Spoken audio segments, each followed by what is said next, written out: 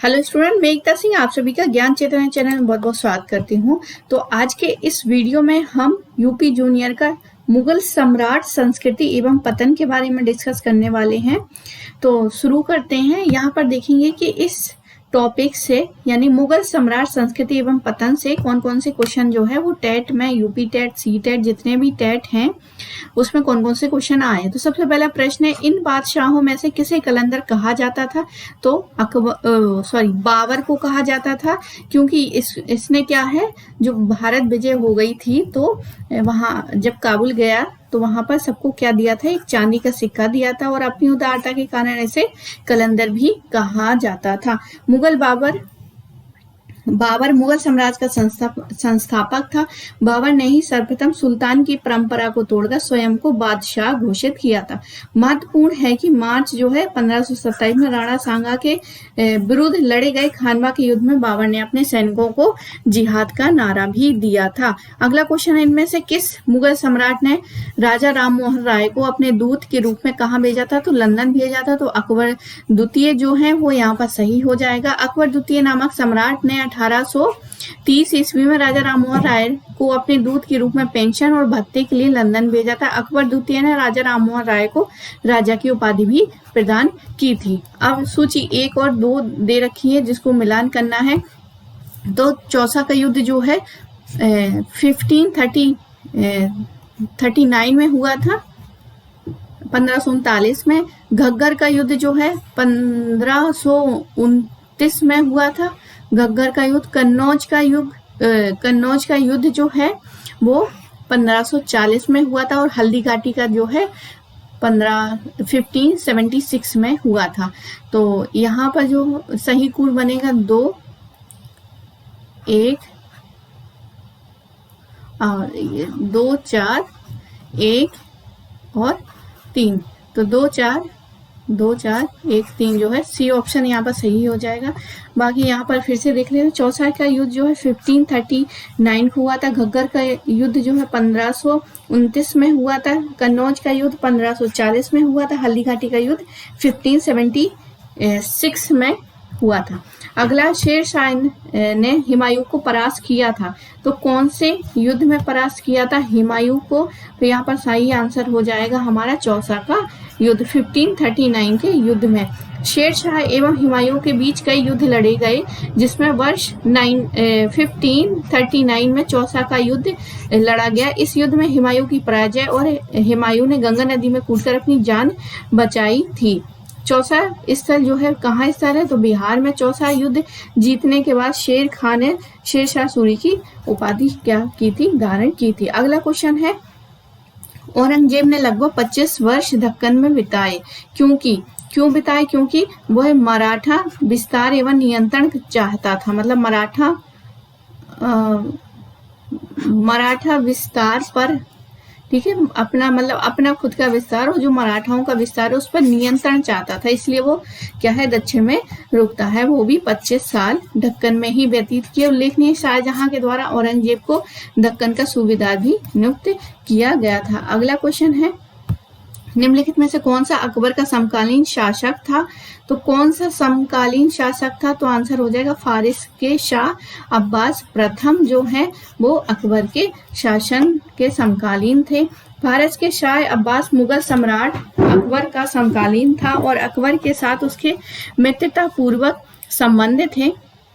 अगला क्वेश्चन है, मुगल साम्राज्य का अंतिम मुगल सम्राट कौन था? तो यहाँ पे अंतिम मुगल पूछा, इसलिए बहादुर शाह जफर के नाम से ये कविताएं लिखता था।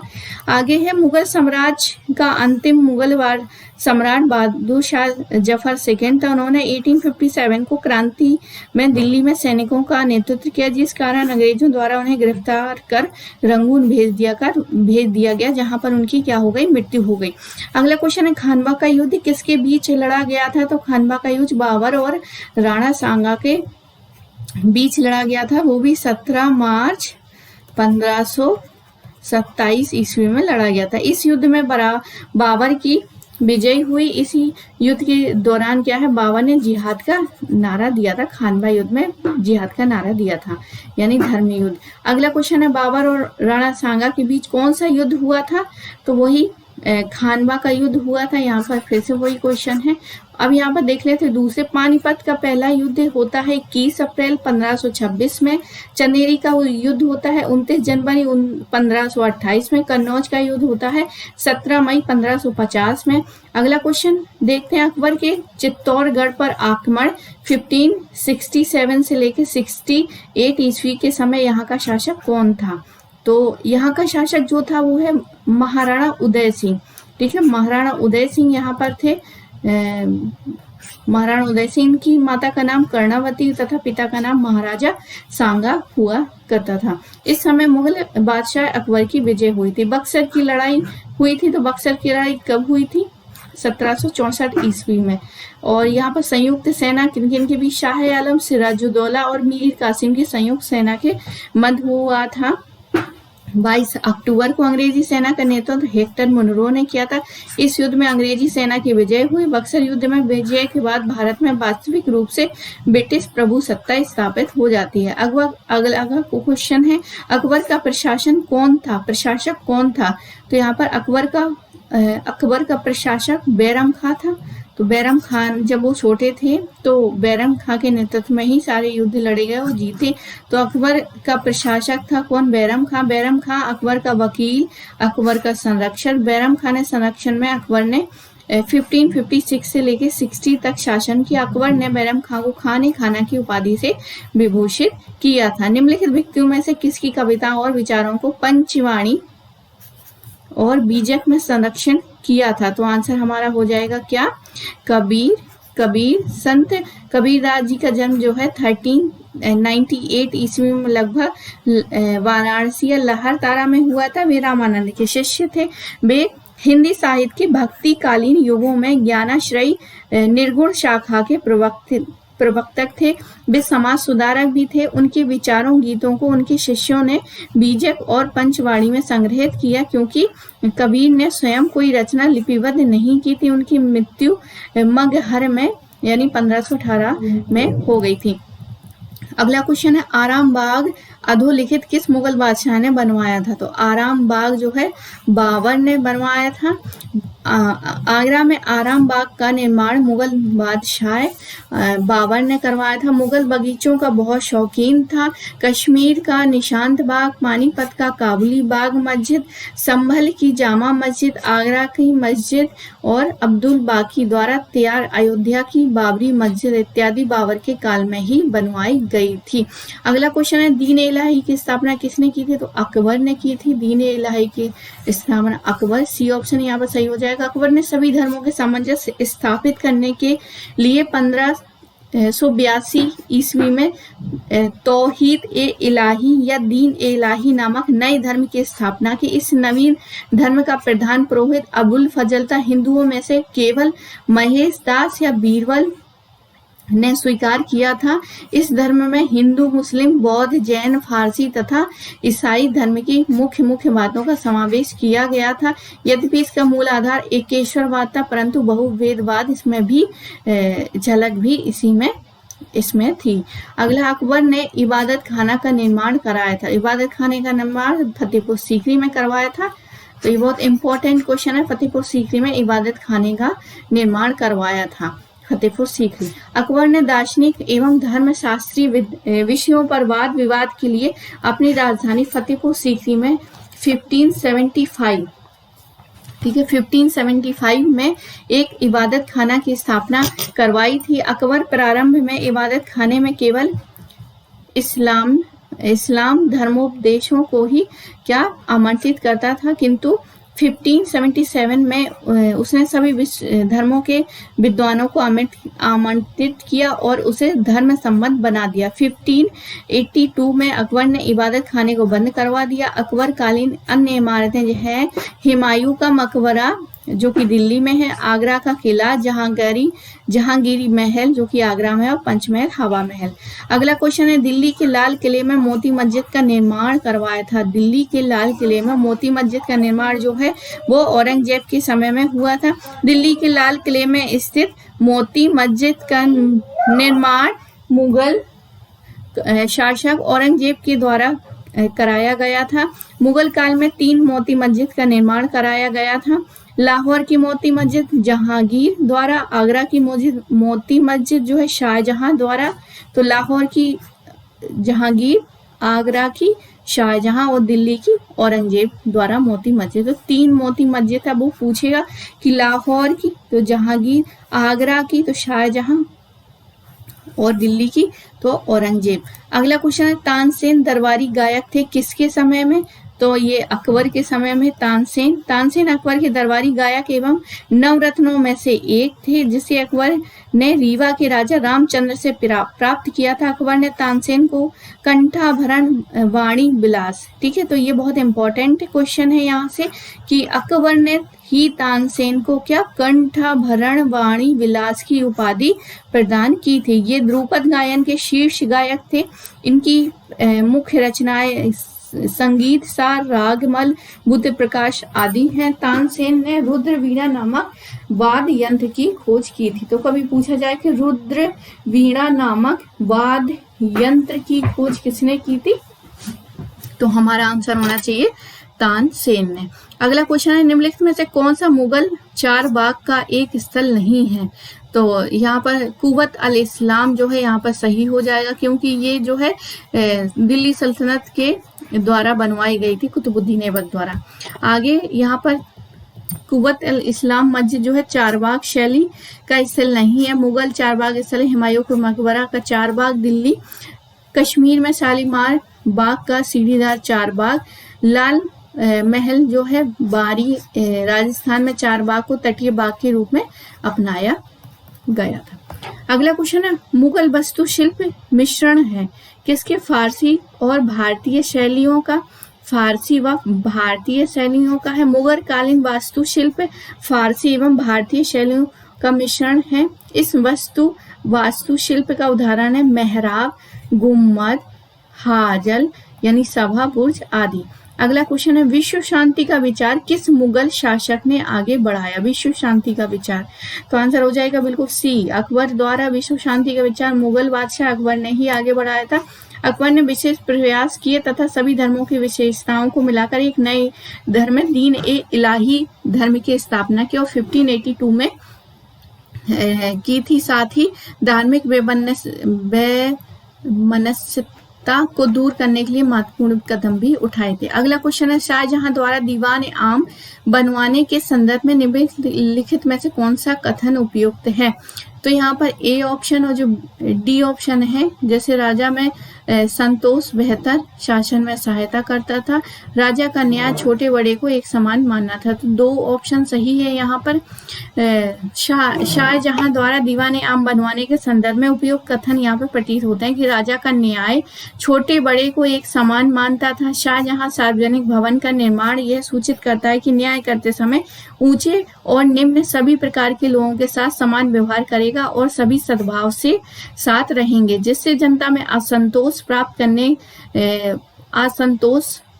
होने संचालित करना आसान होता है। आगरे के किले में निर्मित दीवान आम शाहजहां के समय की पहली संगमरमर निर्मित इमारत थी। तो कभी पूछा जाए कि शाहजहां ने ताजमहल बनाने से पहले उसने कौन सी पहली संगमरमर की इमारत बनाई? तो दीवान आम जो कि आगरा के किले में है। अगला क्वेश्चन निम्नलिखित में से किसे शाहजहां द्वारा निर्मित नहीं कराया गया था?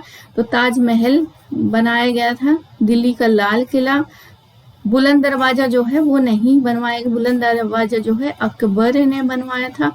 तो हमारा आंसर डी हो जाएगा, दिल्ली का जामा मस्जिद भी उसी ने बनवाई थी। ठीक है, तो यहाँ पर वही है सारा जो पहले हम कर चुके हैं। आगे है हुमायूं नामा किसने लिखी? तो हुमायूं नामा जो है खुद स्वयं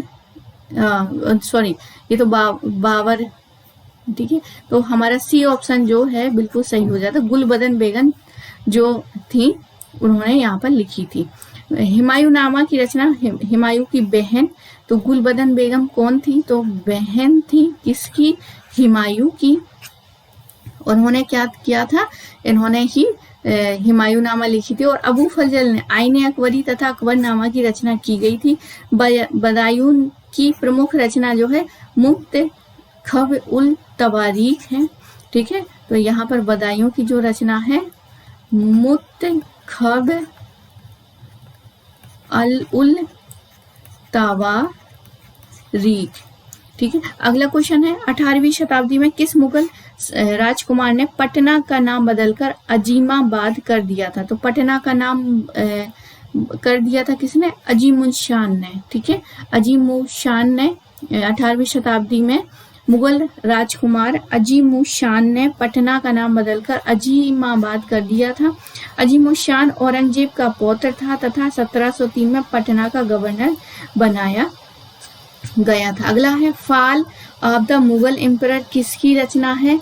fall of the Mughal emperor, तो सर जगन्नाथ सरकार की हो जाएगी बी ऑप्शन। ठीक है, अगला क्वेश्चन है मुगल सम्राट अकबर के दरबार में नवरत्नों में से निम्नलिखित में से कौन सा नहीं था? तो यहाँ पर बैरम खां, बिल्कुल बैरम खां नहीं था। बाकी जो उसके 9 देख लेते हैं कौन कौन से थे। एक तो फैजी थे, मानसिंह थे, तानसेन थे, वही जो गाना संगीत गाते, टोडरमल, इनकी जो वो राजस्व विभाग से संबंधित थे, इन्होंने एक कर भी लगाया था, एक जो भी है, तो ये राजस्व विभाग से संबंधित थे। अब्दुल रहीम खान ये भी इसमें थे। बीरबल, जो कि हम अकबर बीरबल सुनते हैं, तो वो बीरबल था। मुल्ला दो प्याजा था। अबुल फजल जिसने अकबरनामा लिखा है वो भी। हुकाम भी यहाँ पर थे, और बैरम इनका संरक्षक था, इसलिए ये यहाँ पर शामिल नहीं था। अगला क्वेश्चन है मुगल शासक प्रणाली में दीवान ए तन नामक अधिकारी का क्या कार्य था? तो दीवान ए तन जो है वेतन संबंधी, तन से वेतन संबंधी मामलों को देखना होता था। आगे है दीवान ए तन नामक अधिकारी मुगल काल का प्रमुख वित्त संबंधी अधिकारी था, जो जागीरों तथा वेतन संबंधी विभागों की देखभाल करता था। अगला क्वेश्चन है शाहनामा किसके द्वारा लिखी गई थी? तो शाहनामा जो है फिरदौसी के द्वारा लिखी गई थी, और महमूद गजनबी का दरबारी लेखक जो है फिरदौसी द्वारा किया गया था। ठीक है, तो शाहनामा की रचना फिरदौसी ने, और किसके दरबार में था? महमूद गजनबी के। अगला क्वेश्चन है भारत में 4 बाग शैली के प्रवर्तक थे, तो मुगल थे, जिसमें बाबर का नाम सबसे पहले आता है। इसको बहुत शौक था बाग लगवाना, इसलिए इस शैली के प्रवर्तक कौन हो गए? मुगल हो गए। हुमायूं के द्वारा बड़े पैमाने पर इसका प्रयोग किया गया था। अगला क्वेश्चन है मुगल कालीन कला के बारे में कौन सा कथन असत्य है? असत्य बताना है, तो यहाँ पर अकबर ने फतेहपुर सीकरी में 1585 के बाद बनवाई थी। तो फतेहपुर सीकरी की स्थापना जो है 73 में की थी। बीजापुर के इब्राहिम रोजा का निर्माण इब्राहिम आदिल शाह सेकंड ने किया था।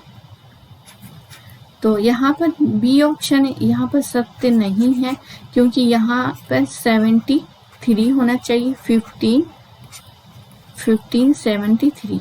अगला क्वेश्चन है पित्राड्यूरा था। पित्राड्यूरा क्या था? भवनों को सजाने की शैली। बिल्कुल, भवन मान लीजिए एक पिलर यहाँ पर है, यहाँ पर जो फूल पत्तियां हैं उसको सजाने के लिए, मतलब फूल पत्तियां बनानी है संगमरमर के ऊपर, तो ये जो स्टोन है उसी संगमरमर के अंदर उसको रखा गया, इस प्रकार से कि वो एक फूल की आकृति रखे, मतलब दिखाई दे। तो इस तरह से इस संगमरमर के अंदर जमाने की जो तकनीक थी वो पित्राड्यूरा कहा गया। बाकी इसको देखते हैं आगे। पित्राड्यूरा भवनों को सजाने की एक शैली थी, जिसे दक्षिण एशिया के प्राचीन कैरी के नाम से भी जाना जाता था, जो पत्थरों पर नक्काशी, वही बताया ना मैंने, जैसे ये एक फ्लावर है। ठीक है, तो यहाँ पर क्या है? यहाँ पर एक स्टोन यानी पत्थर कौन सा? रंग बिरंगे। ठीक है, मान लीजिए ये फूल लाल है तो इसमें लाल रंग के पत्थर इस तरह से जड़े जाएंगे कि उसी संगमरमर में ये अलग दिखाई दे, टेढ़े मेढ़े ना दिखाई, इतनी घिसाई हो जाती थी, मतलब नक्काशी करने के संबंध में था। भारत में पित्राड्यूरा का प्रथम प्रयोग एतमाद दौरा के मकबरे में किया गया था। अगला क्वेश्चन है किस मुगल सम्राट ने फतेहपुर सीकरी में बुलंद दरवाजा बनवाया था? तो बिल्कुल अकबर ने गुजरात विजय के उपरांत उन्होंने बनवाया था। ये दरवाजा जो है अर्ध गुम्बदीय शैली में बना हुआ है 1573 में। अगला है, कौन सा सूफी संत सम्राट अकबर के दरबार में था? कौन सा सूफी संत था? तो आंसर इसमें से शेख सलीम, ख्वाजा मोइनुद्दीन, शेख नागौरी, यहाँ से डी ऑप्शन है, मतलब इसमें से कोई नहीं था। यहाँ पर जो है सभी संत चिश्ती सूफी सिलसिले से संबंधित थे तथा चिश्ती सूफी दरबार में नहीं रहते थे, वे शान शौकत से दूर रहते थे। शेख सलीम चिश्ती अकबर के शासन के थे तथा उनका निवास स्थल फतेहपुर सीकरी था। इन्हीं के आशीर्वाद से सलीम जो है जहांगीर का जन्म हुआ था।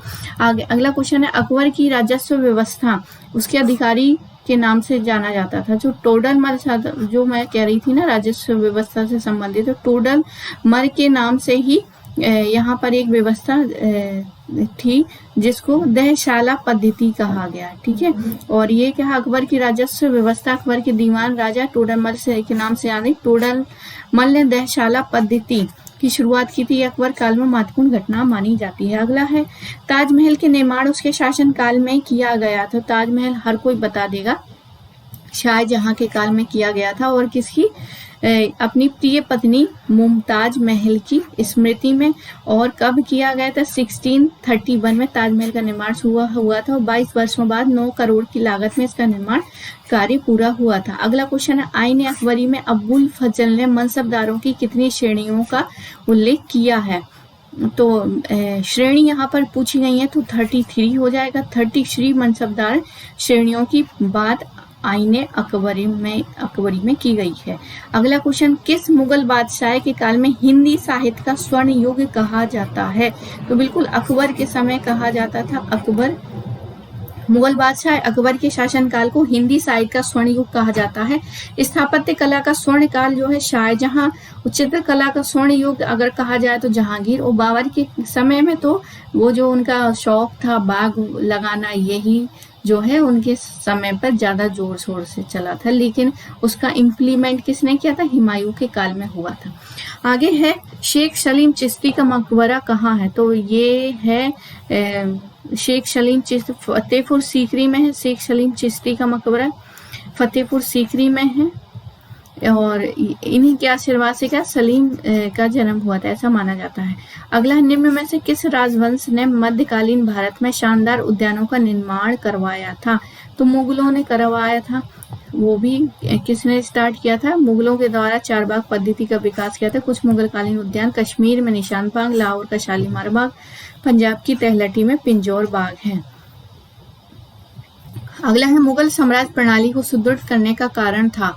तो सुदृढ़ करने का कारण मनसबदारी प्रणाली थी। मनसबदारी प्रणाली में मुगल साम्राज्य को सुदृढ़ता प्रदान की तथा इसी प्रणाली के कारण मुगलों के साम्राज्य का विघटन भी हुआ। 1575 में अकबर के द्वारा मनसबदारी व्यवस्था की शुरुआत की गई थी। अगला क्वेश्चन है, बुलंद दरवाजा बनवाया गया था? तो गुजरात विजय के उपलक्ष्य में, बी ऑप्शन यहाँ पर सही हो जाएगा। यह उत्तर प्रदेश के आगरा शहर के करीब 43 किलोमीटर दूर फतेहपुर सीकरी में स्थित है।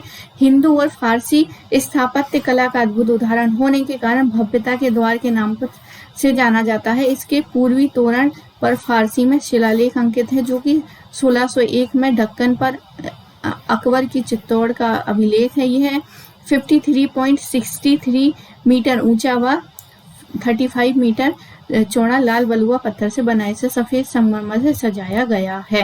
मतलब लाल पत्थर से खड़ा है, उसमें जो डिजाइन है वो सफेद संगमरमर से निकाली गई है। अगला, ताजमहल का निर्माण किसकी याद में करवाया गया था? तो मुमताज महल की याद में करवाया गया था। 1653 में उनकी प्रिय पत्नी थी। अगला है, लाल किले का निर्माण किसने करवाया था? तो लाल किले का निर्माण जो है वो शाहजहां ने करवाया था। दिल्ली का जो लाल किला है, जहाँ 15 अगस्त को क्या होता है, प्रधानमंत्री जो है झंडा वहां से फहराते हैं, तो ये क्या है, शाहजहां द्वारा निर्मित किया गया था। 1645 ईस्वी में करवाया गया था। तथा आगरा का किला जो है, आगरे का किले का निर्माण अकबर द्वारा 1573 ईस्वी में करवाया गया था। अगला क्वेश्चन है, ब्रिटिश काल से पहले बच्चों को पढ़ाया जाता था क्या?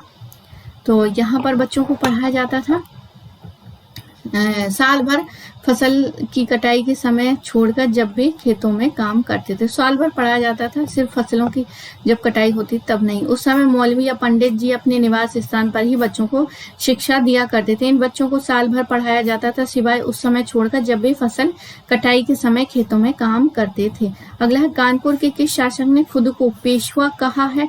खुद को पेशवा किसको? नाना साहेब, बाजीराव प्रथम, बाजीराव तृतीय। तो नाना साहेब पेशवा, ए ऑप्शन यहाँ पर सही हो जाएगा। नाना साहेब का पूर्ण मूल नाम जो है धोंडू पंत था। उनका जन्म जो है 19 मई 1824 में बिठूर में हुआ था। पेशवा बाजीराव द्वितीय ने नाना साहेब को अपना दत्तक पुत्र स्वीकार किया था। पेशवा ने 28 जनवरी 1851 में निधन के पश्चात नाना साहेब ने खुद को पेशवा घोषित किया था। स्वतंत्रता संग्राम में नाना साहेब ने कानपुर में अंग्रेजों के विरुद्ध विद्रोहियों का भी नेतृत्व किया था। अगला क्वेश्चन है, 18वीं सदी में उसके नेतृत्व में बंगाल धीरे धीरे मुगल नियंत्रण से अलग हो गया था। तो आंसर हो जाएगा मुर्शीद कुली खां। 18वीं सदी में मुर्शीद कुली खां के नेतृत्व में बंगाल धीरे धीरे मुगल नियंत्रण से अलग हो गया। भारतीय प्रांतों में संपन्नता की दृष्टि से बंगाल का स्थान महत्वपूर्ण था। 1717 ईस्वी में बंगाल का सूबेदार मुर्शीद कुली खां को बनाया गया था। मुर्शीद कुली खां ने अपनी राजधानी ढाका से मकसूदाबाद स्थानांतरित कर ली थी। मुर्शीद कुली खां की मृत्यु के बाद उसका दामाद जो है शुजाउद्दीन बंगाल का नवाब बनता है। तो यहाँ पर मुर्शीद कुली खां के क्या है अलग हो गया था। अगला क्वेश्चन है, गढ़ कटंगा के गौड़ राज्य के संबंध में निम्नलिखित कथनों में से कौन सा कथन सही है? तो यहाँ पर जो है यह एक समृद्ध राज्य था। ठीक है, सी ऑप्शन, ये एक समृद्ध राज्य था। इसने जंगली हाथियों को पकड़कर दूसरे राज्य में निर्यात करके धन कमाया था। तो ये गढ़ कटंगा जो है इन्हीं के लिए फेमस था। अगला है, गढ़ कटंगा का गौड़ राज्य एक समृद्ध राज्य था। उसमें हाथियों को पकड़ने और दूसरे राज्यों में उसका निर्यात करने के व्यापार को खास धन कमाया था। जब मुगलों ने गोंडों को हराया तो उन्हें बेशकीमती सिक्के और हाथी बहुतायत में प्राप्त हुए। गढ़ कटंगा के पतन के बावजूद गोंड राज्य कुछ समय तक चलता रहा, लेकिन वह काफी कमजोर हो गया था और बाद में अधिक शक्तिशाली बुंदेलों और मराठों के खिलाफ संघर्ष में असफल रहा था। अगला क्वेश्चन है, खालसा की स्थापना करने वाले निम्न में से कौन थे? तो खालसा की स्थापना करने वाले गुरु गोविंद सिंह थे। खालसा पंथ की स्थापना सिखों के 10वें गुरु अंतिम गुरु गोविंद सिंह ने की थी। सिख धर्म की स्थापना गुरु नानक देव ने की थी, जबकि गुरु अंगद ने गुरुमुखी की लिपि का आविष्कार किया था और गुरु तेग बहादुर ने आनंदपुर साहिब की स्थापना की थी। तो अगर खालसा पंथ पूछे तो गुरु गोविंद सिंह ये 10वें गुरु थे, और अगर गुरुमुखी लिपि का आविष्कार तो गुरु अंगद होंगे, और आनंदपुर साहिब का स्थापना गुरु तेग बहादुर। अगला है, आहोम के विषय में निम्नलिखित में से कौन सा एक तथ्य सही नहीं है? आहोम राज्य कुलों में विभाजित था, उन्हें पाइक कहा जाता था। यही कथन जो है सही नहीं है, बाकी यहाँ पर सारे सही है। तो हमारा ए ऑप्शन यहाँ पर सही हो जाएगा। व्याख्या देखते हैं। आहोम राज्य को वर्तमान में असम राज्य कहा जाता है। यह कई कुलों में विभाजित था। यहाँ मुख्यतः भूया राजनीतिक व्यवस्था को समाप्त कर आहोम राज्य की स्थापना की गई। यह राज्य व्यवस्था बेगार पर आधारित थी। यह मूलतः आदिवासी थे, परंतु उन्हें हिंदू रीति रिवाजों को अपनाकर समाज में परिष्कृत किया। पाइक पैदल चलने वाली सेना को कहा जाता था। कुनबी के रूप में जाने जाते थे। कुनबी, ठीक है, कुनबी के रूप में जाने जाते थे। क्या? तो यहाँ पर आंसर होगा मराठा कृषक योद्धा को कुनबी कहते थे। मराठा कृषक योद्धा को कुनबी कहा जाता था। हैदराबाद की निजाम शाही के प्रवक्ता थे। तो हैदराबाद के निजाम शाही के चिनकिलिच खां थे। 1724 ईस्वी में एक स्वतंत्र हैदराबाद के निजाम शाही वंश की स्थापना की तथा स्वयं क्या है निजाम उल मुल्क की उपाधि धारण की थी। अगला, महाराणा प्रताप की मृत्यु के समय उनकी आयु कितनी थी? तो महाराणा प्रताप की मृत्यु 57, ठीक है, 57 थी। इस प्रकार महाराणा प्रताप का जीवन जो है 57 है। इनका जन्म जो है 9 मई 1540 में हुआ था और 1597 में इनकी मृत्यु हुई थी। तो 57 जो है वो यहाँ पर इनका पूरा जीवन था। अगला है भक्ति आंदोलन में किसका योगदान नहीं था? तो मीराबाई का था, कबीर दास का था, एकनाथ का। बाबर तो योद्धा थे, मुगलों के संस्थापक थे मुगल वंश के। भक्ति आंदोलन में इसका कोई संबंध नहीं था। भक्ति आंदोलन में प्रमुख संत कबीर, सूरदास, तुलसीदास, मीरा, रामानंद, वल्लभाचार्य आदि थे। अगला क्वेश्चन है, महाराष्ट्र में संत तुकाराम ने किस पंथ की स्थापना की थी? तुकाराम जी ने ज्ञान बारकरी जो है उसके पंथ की स्थापना की थी। ये कहाँ पर है? महाराष्ट्र में है। नामदेव, तुकाराम, एकनाथ बारकरी संप्रदाय थे। अगला, निम्नलिखित में से कौन भक्ति संत जो है कृष्ण का उपासक नहीं था? तो कृष्ण का उपासक कौन नहीं था? मीराबाई थी, सूरदास भी थे, वल्लभाचार्य भी थे, रामानंद जी जो थे वो यहाँ पर भगवान राम के उपासक थे, ठीक है, ना कि कृष्ण के। अगला क्वेश्चन है, संत राम पंथ के संस्थापक थे। तो संत राम पंथ के संस्थापक कौन हो गए? गुरु घासीदास हो गए। संत राम पंथ की स्थापना गुरु घासीदास ने किया था। इनका जन्म 1756 में छत्तीसगढ़ राज्य की राजधानी रायपुर के समीप गोरोदपुर गांव में हुई थी।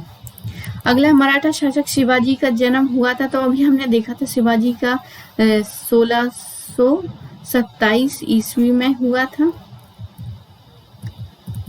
1627 है यहाँ पर, और यहाँ पर हमने देखा था, अच्छा यहाँ पर महाराणा प्रताप का जन्म था। ओके, तो यहाँ पर हमने देखा कि मराठा शासक शिवाजी का जन्म 1627 ईस्वी में हुआ था। शिवनेर के दुर्ग में हुआ था, इसलिए इनका शिवाजी नाम रखा इसी से। शिवाजी की माता जो है जीजाबाई, पिता जो है शाहजी भोसले थे। शिवाजी के राजनीतिक गुरु दादा कोंडदेव तथा धार्मिक गुरु रामदास थे। अगला है, संत दादू की मृत्यु का स्थल कहाँ पर है? संत दादू जो है वो नारायण नामक स्थान पर हुई थी, अजमेर के समीप है, ये राजस्थान से रिलेटेड है। संत जाम्बो जी का जन्म कहाँ हुआ था? तो जाम्बो जी का जन्म हुआ था पीपरस में। तो ये चूंकि आर्ट एट से रिलेटेड है ना, इसलिए ऐसे क्वेश्चन है, राजस्थान से रिलेटेड है ये सारी के सारे। तो एक बार देख लेते हैं। विष्णुई संप्रदाय के संस्थापक संत जाम्बो जी के गुरु जाम्बेश्वर भगवान भी कहा जाता था। इनका जन्म जो है 1451 ईस्वी में राजस्थान के नागौर जिले के पीपरस गांव में हुआ था। वैसे ये वाले क्वेश्चन जो है वो आएंगे नहीं। अगला है, निम्नलिखित में से सही कालक्रम की पहचान करना है। तो यहाँ पर गुरु अंगद, गुरु हरगोविंद और गुरु अमरदास। यहाँ पर ये सी ऑप्शन यहाँ पर सही है, ठीक है। गुरु नानक, गुरु अंगद और हर गुरु गोविंद। तो यहाँ पर उपयुक्त विकल्प में से सही कालक्रम जो है, सबसे पहले गुरु नानक जिन्होंने इस धर्म की स्थापना की थी, सिख धर्म की। गुरु अंगद है, फिर गुरु हरगोविंद है। सिख धर्म के लोग गुरु नानक देव के अनुयायी थे। गुरु नानक की मृत्यु के बाद सिखों का मुखिया क्या कहलाया? गुरु कहलाया। सिख गुरुओं की कुल संख्या 10 है। उनका कालखंड निम्न: गुरु नानक देव, गुरु अंगद, अमरदास, रामदास। इन सबका जो है यहाँ पर समय भी दिया है, तो आप इसको देख सकते हैं, बहुत ज्यादा हो जाएगा। हरगोविंद सिंह है, गुरु हरराय है, गुरु हरकिशन है, गुरु तेग बहादुर और गुरु गोविंद सिंह। अगला क्वेश्चन है, फकीर अजीमुद्दीन, दीवान मोतीराम और क्लाउड अगस्त कोर्ट के संबंध थे। तो महाराजा अजीत सिंह के अधिकारी और कर्मचारी थे। अगला क्वेश्चन है, फकीर अजीमुद्दीन, दीवान मोतीराम राजा रणजीत सिंह के प्रतिनिधि थे तथा अगस्टस क्लाउड एक फ्रांसीसी सैनिक थे जो रणजीत सिंह की सेना को प्रशिक्षित करने का कार्य करते थे। इस प्रकार तीनों महाराजा रणजीत सिंह के क्या हुआ करते थे? अधिकारी थे। अगला क्वेश्चन है, राणा सांगा का संबंध है किससे? तो खजुराहो से बिल्कुल नहीं है, मालवा से भी नहीं है, चूंकि ये राजस्थान एमपी में है मालवा, और मेवाड़ बिल्कुल है, मांडू भी नहीं है। तो सी ऑप्शन बिल्कुल सही हो जाएगा। राणा सांगा मेवाड़ साम्राज्य का प्रसिद्ध शासक था। 1527 ईस्वी में खानवा के युद्ध में राणा सांगा एवं बाबर के मध्य लड़ा गया था, जिसमें राणा सांगा पराजित हुआ और भारत में मुगल साम्राज्य की स्थापना का मार्ग जो है प्रशस्त हो गया। अगला क्वेश्चन है, पानीपत की तृतीय लड़ाई में मराठों को पराजित किया था। किसने किया था? तो अफगानों ने किया था। पानीपत की तृतीय लड़ाई, अभी मूवी भी आई थी, तो उसमें क्या है, अफगानों ने किया था। किसको पराजित? मराठों को। और यहाँ पर क्या है, पानीपत की तृतीय लड़ाई कब हुई थी? तो 1761 में। पानीपत की मैदान कहाँ है? हरियाणा में।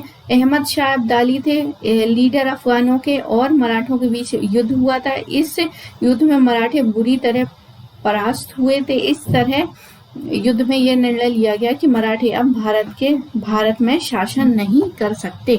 अगला क्वेश्चन है, मध्यकालीन भारत में मंदिरों को केंद्र के रूप में माना जाता था। कौन सा केंद्र था? सांस्कृतिक केंद्र था। वास्तुकला, तो बिल्कुल सांस्कृतिक केंद्र था। ए ऑप्शन जो है बिल्कुल सही हो जाएगा।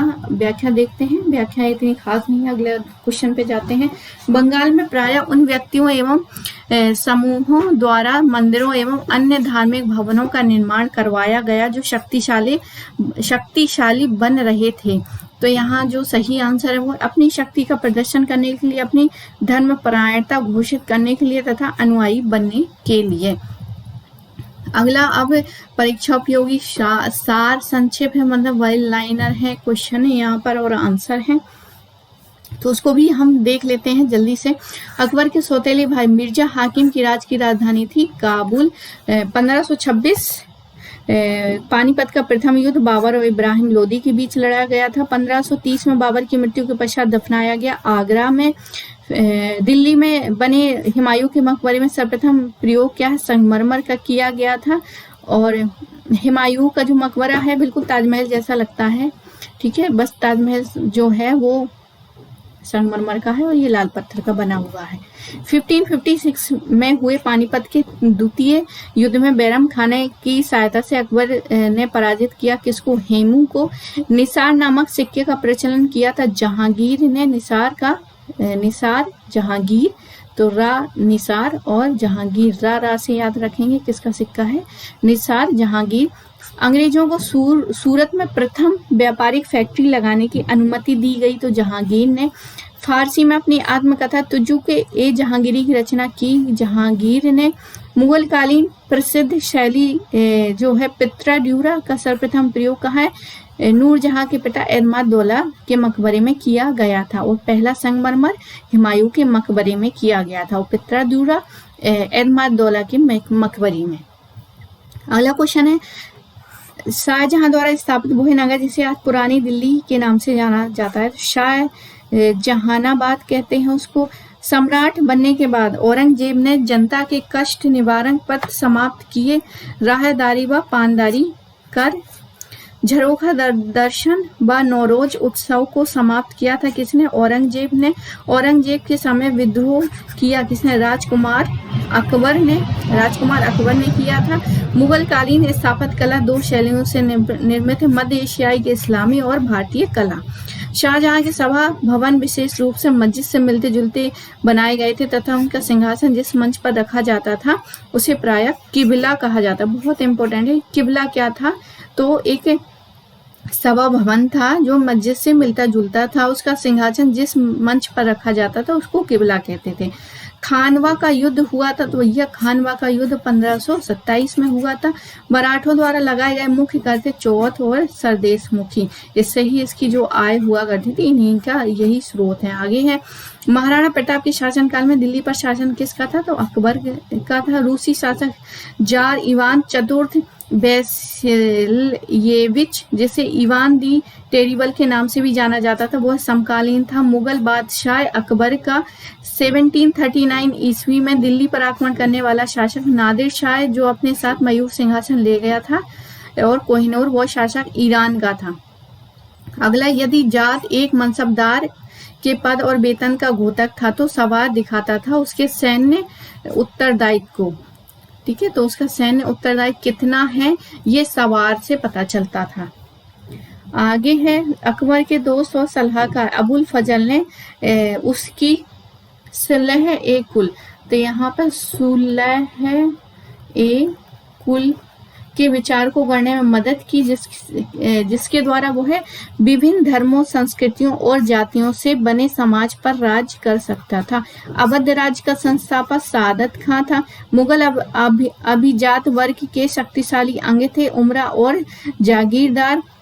आसफ जाह ने हैदराबाद की स्थापना की थी। आसफ जाह ने 1724 में दीन-ए-इलाही की स्थापना अकबर ने की थी। गुलबदन ने लिखा था हुमायूंनामा। ताजमहल, दिल्ली का लाल किला और दिल्ली की जामा मस्जिद किसने बनवाई थी? तो शाहजहां ने बनवाई थी। अकबर का समकालीन था फारस का शाह अब्बास प्रथम। औरंगजेब ने लगभग 25 वर्ष दक्कन में बिताए क्योंकि वह मराठा विस्तार का नियंत्रण करना चाहता था। शाहजहां द्वारा दीवाने आम बनवाने के संदर्भ में उपयुक्त कथन प्रजा में असंतोष बेहतर शासन में सहायता करता था। आगे है बाबर का राणा सांगा के बीच खानवा के युद्ध में हुआ था। मुगल प्रणाली में दीवाने तन, वो वेतन संबंधी वेतन, तो इससे क्या है, वेतन संबंधी देखभाल करने का अधिकारी था।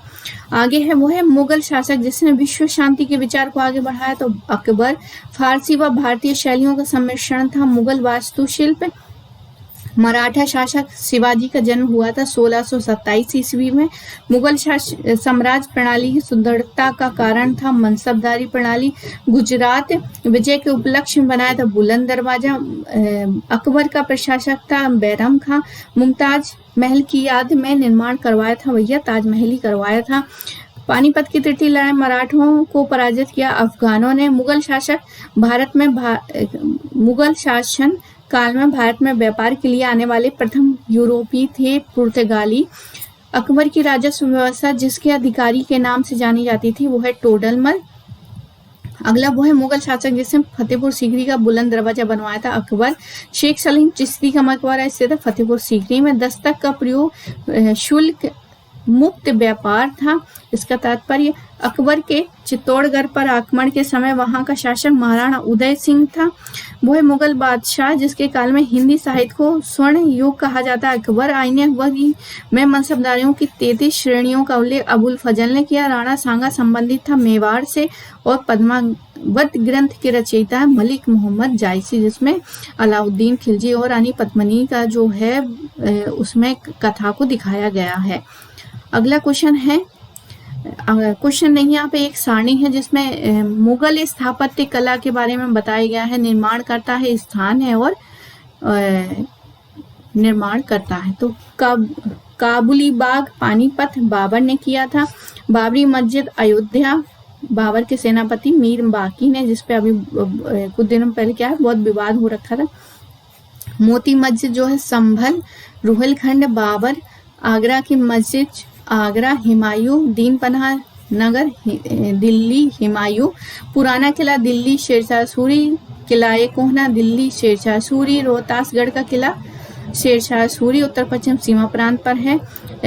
शेरशाह का मकबरा सासाराम शेरशाह सूरी ने बनवाया था। हुमायूं का मकबरा दिल्ली में हमीदा बानो बेगम। आगरा का किला अकबर ने। जहांगीर महल अकबर ने। फतेहपुर सीकरी महल अकबर ने। जोधाबाई महल अकबर ने। मरियम की कोठी अकबर ने। बीरबल का महल अकबर ने। पंचमहल अकबर ने। तुर्की सुल्तान की कोठी अकबर ने। खास महल अकबर ने। जामा मस्जिद बुलंद दरवाजा सारे अकबर ने। शेख सलीम चिश्ती की मकबरा अकबर ने। और इस्लाम का मकबरा शेख सलीम चिश्ती का पौध फतेहपुर सीकरी में। बनाने वाले का नाम यहाँ पर नहीं है। मकबरा सिकंदरा में जहांगीर ने बनवाया था। अहमद दौला का मकबरा आगरा में नूरजहां ने बनवाया था, इनके पिता थे। जहांगीर का मकबरा शाहदरा लाहौर में। तो जहांगीर का मकबरा जो है काफी इम्पोर्टेंट है क्योंकि ये इंडिया में नहीं है, तो यहाँ से क्वेश्चन पूछ सकते हैं। जहांगीर का मकबरा शाहदरा लाहौर में किसने बनवाया था? नूरजहां, उनकी जो बेगम थी वहां पे बनवाया था नूरजहां जी ने। आगरा महल जो है आगरा में है। आगे कुछ और भी उपयोगी हैं, तो ये इसको भी देख लेते हैं। वैसे वीडियो तो बहुत बड़ा बन गया, तो इसको फटाफट देख लेते हैं थोड़ा छोटा करके। तो यहाँ पर कुछ और उपयोगी वो है युद्ध जिसमें एक पक्ष द्वारा प्रथम बार तोपों का प्रयोग किया गया था। पानीपत का प्रथम युद्ध। बाबर ने सर्वप्रथम बादशाह की पदवी धारण की थी काबुल में मेवाड़ के जिस राजा को 1527 में खानवा के युद्ध में बाबर ने हराया था वो है राणा सांगा। बाबर को सर ए पुल के युद्ध में पराजित किया था। शैवानी खान ने सर ए पुल का युद्ध में पराजित किया था। शैवानी खान ने बाबर ने बादशाह की उपाधि ली थी तो काबुल में वो है दो शासक जिसके 17 मई 1540 में कन्नौज के पास युद्ध हुआ था। तो शेरशाह और हुमायूं है। शेरशाह सूरी का अंतिम अभियान जो है कलिंजर राज्य के विरुद्ध होता है। लड़े गए युद्धों का सही कालक्रम जो है पहले खानवा को है, चौसा का युद्ध, कन्नौज, तालीकोटा का युद्ध। अगला है शेरशाह के अंतर्गत तांबे के दाम और चांदी के रुपये नियमित दर थी।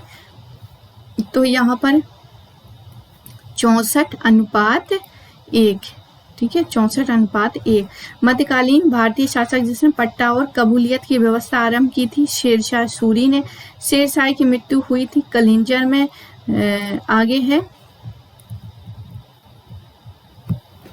मध्ययुगीन शासक में उच्च शिक्षित शासक था शेरशाह। मात्र एक मुट्ठी बाजरे के चक्कर में मैंने अपना साम्राज्य खो दिया। यह है इस कथन से आप मध्यकालीन शासक के संबंध किससे करेंगे? तो शेरशाह सूरी का है। दिल्ली में पुराना किला के भवनों का निर्माण करवाया था शेरशाह ने। भारत में चांदी का सिक्का प्रारंभ किया था। भारत में चांदी का सिक्का प्रारंभ करवाया था शेरशाह ने। वो इतिहासकार जिसने शेरशाह सूरी को अकबर महान से भी बेहतर राष्ट्र निर्माता माना है वो KR कानूनगो है। अब कुछ सही कालक्रम है। चंदेरी का युद्ध 1528, चौसा का युद्ध 1539, कन्नौज का युद्ध 1540, तालीकोटा का युद्ध जो था 1565। अकबर के पूर्व जो है तानसेन को संरक्षण दिया था भाटा का राजा रामचंद्र सिंह ने। वो है व्यवस्था जो राज्य के कुलीन वर्ग से संबंधित थी जिसे अकबर ने प्रारंभ किया था। मनसबदारी व्यवस्था। भारत में मनसबदारी प्रारंभ करने वाले कौन थे? तो अकबर थे। हल्दीघाटी के युद्ध में महाराणा प्रताप की राजपूत सेनापति था हकीम खां सूर था। और ये जो है महाराणा प्रताप कितने 57 ईयर में इनकी मृत्यु हो गई थी। अकबर के शासन काल में ध्रुपद गायनों के सम्मिलित थे तानसेन और हरिदास। अकबर के सैन्य व्यवस्था आधारित थी मनसबदारी व्यवस्था। दीन इलाही धर्म कहने वाला इतिहास कौन है? तो बदायूं। राम सीता की आकृति और राम सीए देवनागरी लिखी में युक्त सिक्के चलवाए थे तो अकबर ने चलवाए थे। अकबर द्वारा दीवान का पूर्ण दर्जा प्राप्त करने वाला प्रथम व्यक्ति मुजफ्फर खां तुर्बाती था। प्रसिद्ध जैन आचार्य जिसको अकबर ने सम्मानित किया था हरिविजय सूरी थे। हरिविजय सूरी। आदम खान किसके द्वारा मारा गया था? तो अकबर द्वारा ऊपर से फेंक दिया गया था उनको। फिर जब नहीं मारा तो उसको दोबारा लाके फिर से फेंका गया था तो ऐसे उसकी मृत्यु हुई थी। वह बादशाह जिसे प्रबुद्ध निरंकुश कहा जा सकता है बादशाह अकबर। इंग्लैंड की रानी महारानी एलिजाबेथ प्रथम का समकालीन कौन थे? तो अकबर थे। आगे देखते हैं। अकबर के राजकाल में दक्षिण में वो है प्रांत जो मुगल राज्य का भाग नहीं था, गोलकुंडा नहीं था। राजपूताना का वो है भाग जिसे शासक ने अकबर की संप्रभुता स्वीकार नहीं की थी, मेवाड़। अकबर ने सर्वप्रथम वैवाहिक संबंध राजपूतों के जिस गिरह से स्थापित किया वो है था कछवाहा। अकबर के शासन काल में दक्कन में भू राजस्व प्रणाली का प्रचलन आधार था हल्की रेखा। चांद बीवी जो अकबर के विरुद्ध बहादुरी से लड़ी वो थे बीजापुर बादशाहत की। मुगलों में अनपढ़ था अकबर ही था, बाकी सारे पढ़े लिखे थे। भारतीय राजा जो इंग्लैंड की रानी एलिजाबेथ का प्रथम समकालीन था अकबर। सही सुमलित यहाँ पर है। 1192 में तराइन का द्वितीय युद्ध, 1707 में औरंगजेब की मृत्यु, 1761 में पानीपत का तृतीय युद्ध, 1605 में अकबर की मृत्यु। अगला है तो अभी तो बहुत बड़ा है यहाँ पर।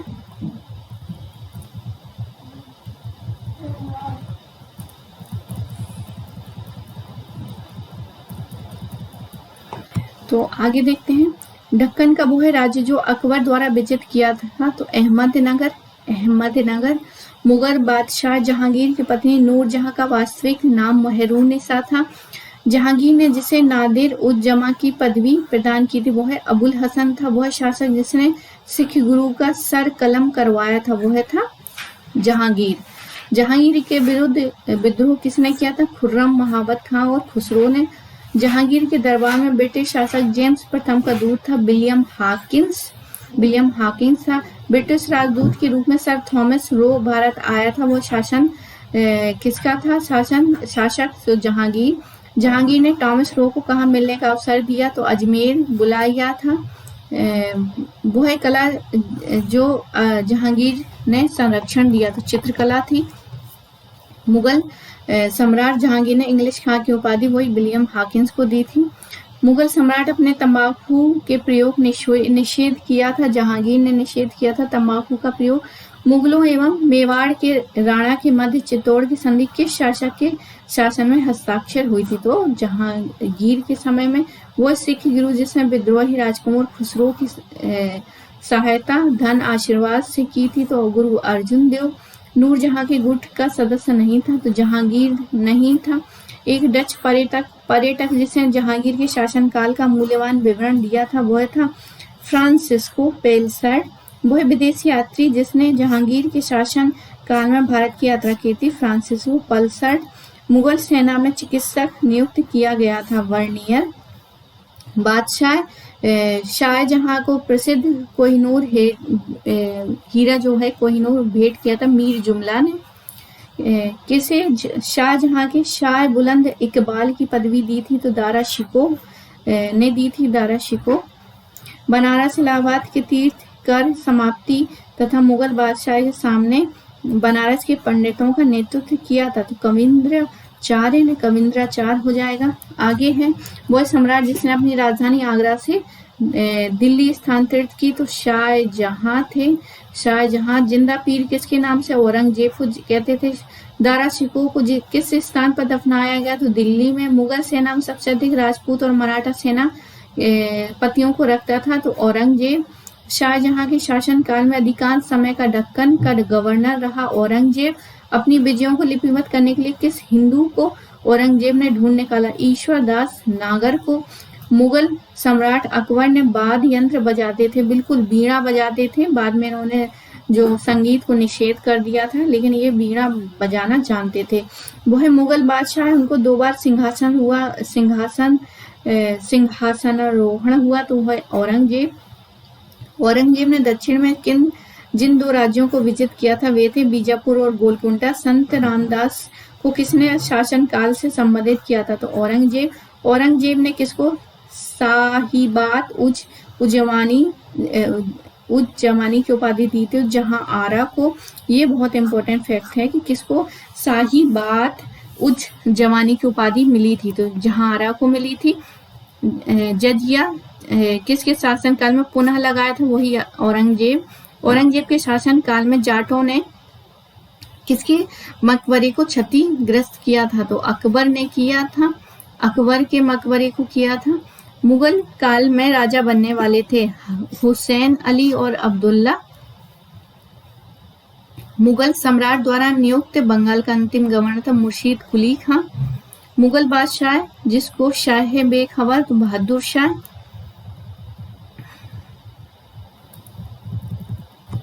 अवध का प्रथम नवाब था शहादत खां।